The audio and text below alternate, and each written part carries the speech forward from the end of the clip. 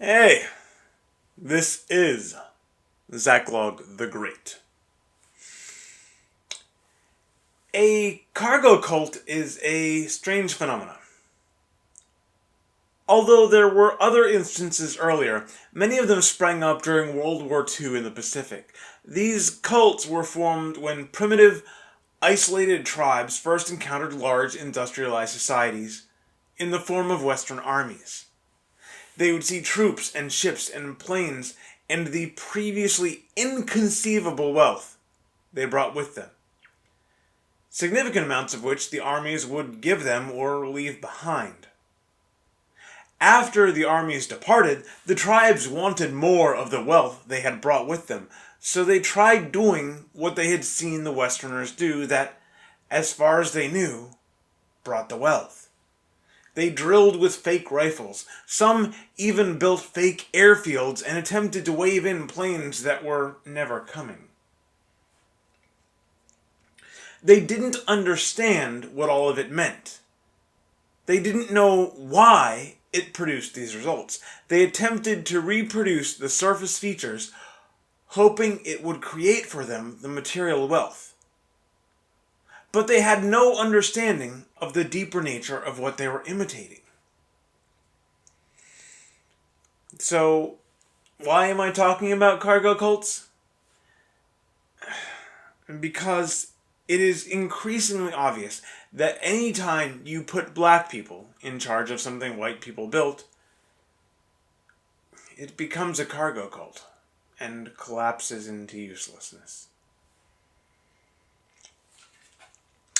I don't talk about my own life here much because I don't think I'm that interesting, although I hope my ideas are. But I think this example from my own experience helps explain the point. Several years ago, I was waiting tables at a local restaurant.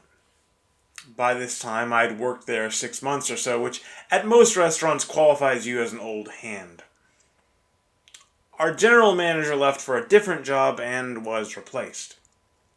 The old general manager was white. The new one was black. The most obvious change over the next several months was that the kitchen staff, back of the house, went from about half black to almost all black. At the same time, there was a noticeable drop in discipline regarding things like punctuality or work uniforms. And then, slowly, the kitchen staff got worse and worse. Food kept going out late or mistaken, and this was not a one-time thing. This was a persistent problem. The new black kitchen staff showed no sense of urgency. They didn't seem to understand or care that the restaurant and their jobs depended on keeping customers happy. The waiters were all pissed about this, but there wasn't much we could do about it.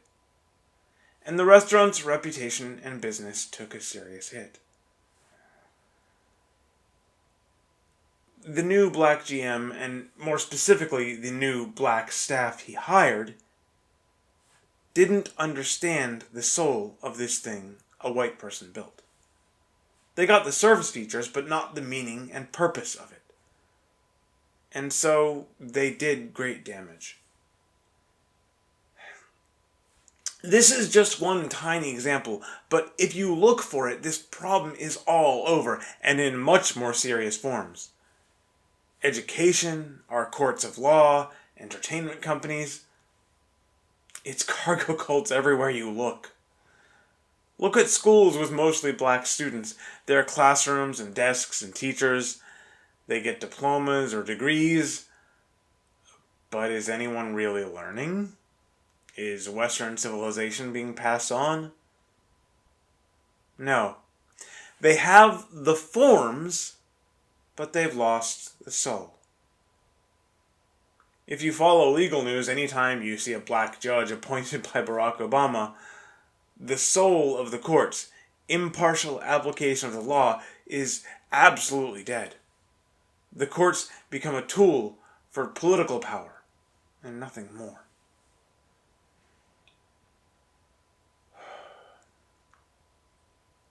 An entire society of cargo cults cannot long survive. But as long as we pursue this mirage of racial equity, that's where we're headed.